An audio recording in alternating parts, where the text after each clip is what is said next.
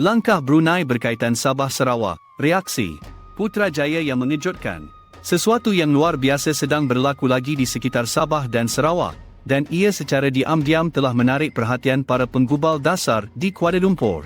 Apabila hubungan sejarah Brunei, sensitiviti sempadan, dan diplomasi serantau kembali menjadi perbualan, orang ramai mula bertanyakan soalan yang sukar. Hari ini, anda akan fahami apa yang sebenarnya berlaku, mengapa ia penting bagi Malaysia, dan apa maknanya bagi masa depan Malaysia Timur. Sebelum kita pergi lebih mendalam, izinkan saya katakan ini. Jika anda mementingkan perbincangan berinformasi tentang Malaysia dan rantau ini, ruang ini akan menjadi lebih kuat apabila anda menjadi sebahagian daripadanya.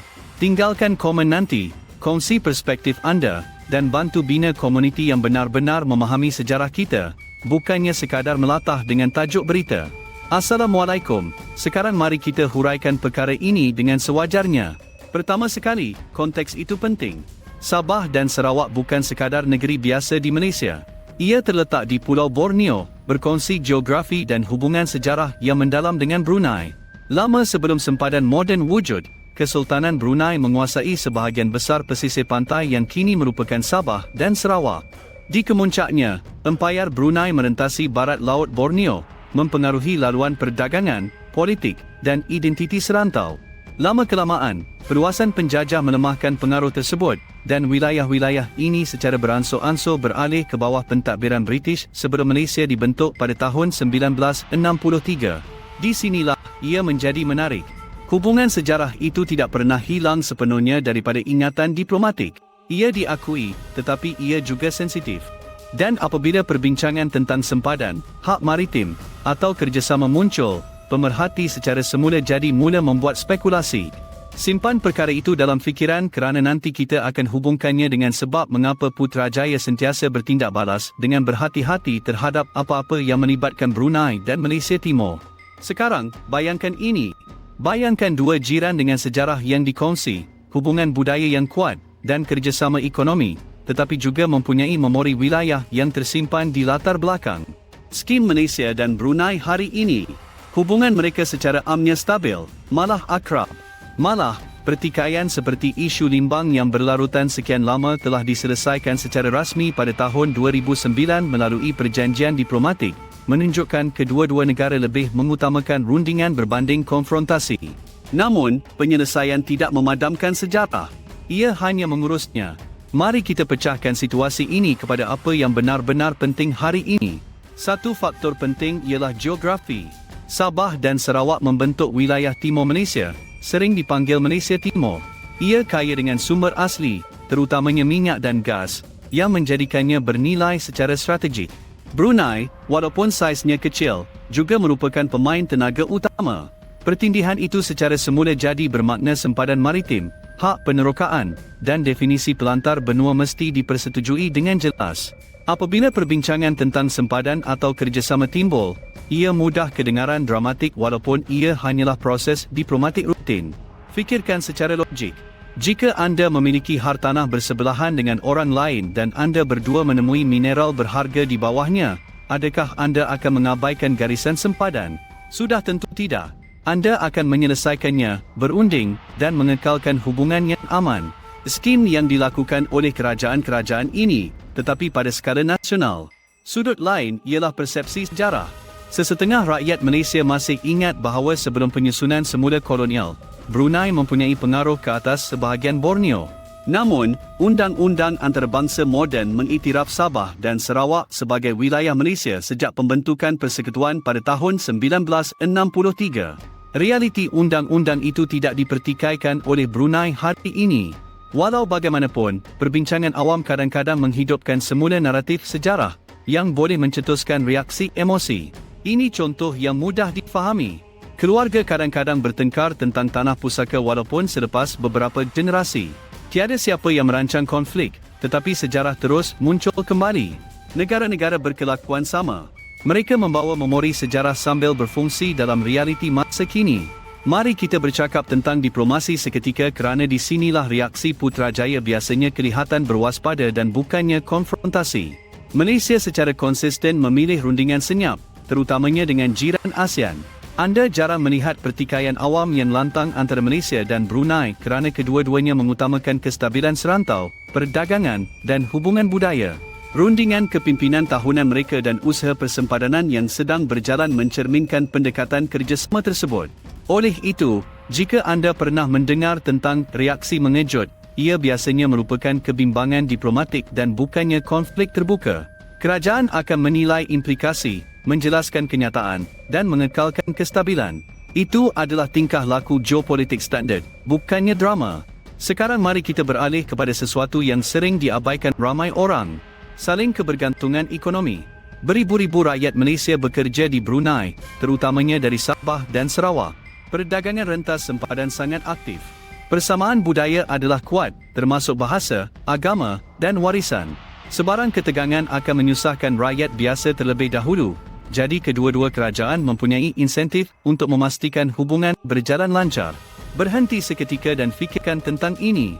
Kestabilan memberi manfaat kepada semua orang.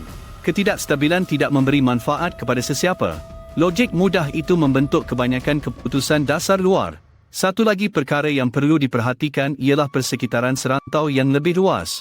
Laut Cina Selatan kekal sensitif secara strategik, dengan pelbagai negara menuntut hak maritim. Malaysia, Brunei, Vietnam, China, dan lain-lain semuanya mempunyai kepentingan di sana. Apabila sempadan maritim berhampiran Sabah atau Sarawak dibincangkan, ia bersilang dengan dinamik geopolitik yang lebih besar. Skim sebabnya kenyataan kecil sekalipun boleh menarik perhatian. Izinkan saya berkongsi satu senario ringkas. Bayangkan komuniti nelayan di Sabah mendengar tentang potensi rundingan maritim. Soalan segera mereka bukanlah tentang sejarah, tetapi tentang kelangsungan hidup. Adakah hak menangkap ikan akan berubah? Adakah penerokaan tenaga akan menjejaskan pekerjaan? Perspektif di peringkat akar umbi inilah yang sering memacu sensitiviti politik lebih daripada perdebatan sejarah. Anda mungkin tertanya-tanya, adakah Brunei sebenarnya menuntut Sabah atau Sarawak hari ini? Jawapan ringkasnya ialah tidak. Tidak ada tuntutan wilayah aktif dari Brunei ke atas negeri-negeri Malaysia tersebut. Pertikaian masa lalu, terutamanya mengenai Limbang, telah diselesaikan secara diplomatik dan kedua-dua negara menekankan kerjasama dan bukannya konfrontasi. Namun, konteks sejarah masih membentuk persepsi awam yang menjelaskan mengapa sebarang berita berkaitan mencetuskan reaksi yang kuat. Ada satu lagi lapisan, identiti. Sabah dan Sarawak menyertai Malaysia di bawah perjanjian khusus yang menjamin autonomi dalam bidang tertentu. Perbincangan mengenai hak wilayah, keseimbangan pembangunan, dan hubungan persekutuan terus berlaku secara dalaman di Malaysia. Jadi apabila faktor luaran yang melibatkan Brunei memasuki perbualan, ia kadang-kadang bersilang dengan perdebatan domestik tentang perwakilan dan sumber Malaysia Timur. Persilangan itu boleh membesarkan reaksi walaupun isu luaran itu sendiri adalah kecil. Sekarang mari kita tutup persoalan yang saya buka tadi. Mengapa Putrajaya bertindak balas dengan berhati-hati? Kerana kepimpinan Malaysia memahami tiga perkara secara serentak. Sejarah itu wujud, diplomasi memerlukan kestabilan, dan kerjasama serantau adalah penting dari segi ekonomi. Mengimbangi ketiga-tiga perkara ini memerlukan komunikasi yang terukur, bukannya reaksi emosi. Dan secara jujurnya, pendekatan itu telah membuahkan hasil. Malaysia dan Brunei mengekalkan hubungan diplomatik yang kuat, perdagangan yang aktif, dan pertukaran budaya. Rundingan persempadanan diteruskan secara aman dengan garis masa jangka panjang yang menjangkau dekat akan datang. Itu tidak kelihatan seperti konflik. Itu kelihatan seperti seni tadbir urus yang teliti. Sambil kita melihat gambaran yang lebih besar, inilah pengajaran yang paling penting. Perbincangan yang melibatkan Sabah, Sarawak, dan Brunei jarang sekali mengenai drama wilayah hari ini. Ia biasanya mengenai kerjasama ekonomi, sempadan maritim, pengiktirafan sejarah, dan kestabilan serantau. Cara media membingkai berita kadang-kadang boleh membesar-besarkan ketegangan kerana naratif dramatik menarik perhatian. Tetapi realitinya selalunya lebih tenang. Rundingan, perjanjian, diplomasi secara berperingkat. Jadi di mana kedudukan anda sebagai penonton? Pertama, memahami sejarah mengelakkan reaksi melampau. Kedua, mengenali diplomasi membantu anda mentafsir berita secara realistik. Ketiga, menghargai kerjasama serantau menunjukkan mengapa kestabilan kekal menjadi keutamaan bagi Malaysia dan Brunei. Mari kita rumuskan perkara ini dengan jelas. Anda kini tahu bahawa hubungan sejarah antara Brunei, Sabah, dan Sarawak bermula berabad-abad lamanya, tetapi kedaulatan moden diiktiraf secara antarabangsa.